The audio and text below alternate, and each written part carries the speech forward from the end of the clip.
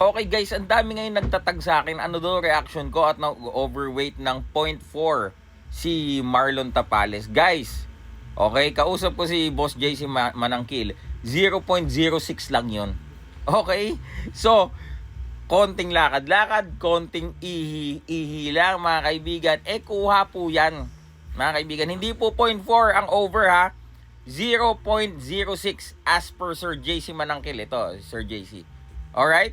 So, hindi po yan kagaya ni Casimero na pound yung over niya or tawag dito, over 1 pound yung over. Kaya kahit anong gawin niya, hindi niya na makuha. Ito po ay 0.04 lamang ang over ni Marlon Tapales. Po pwede siyang maglakad-lakad lang, ihi, dura, or kung gusto niya, pwede pa siyang papawis. Kuha na po yan, manood po kayo, okay?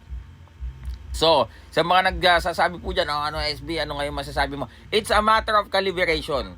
Kung ano yung dala nilang timbang, sa kung ano yung official weighing scale na ginagamit po dyan sa JBC mga kaibigan. So, 0.06 is nothing.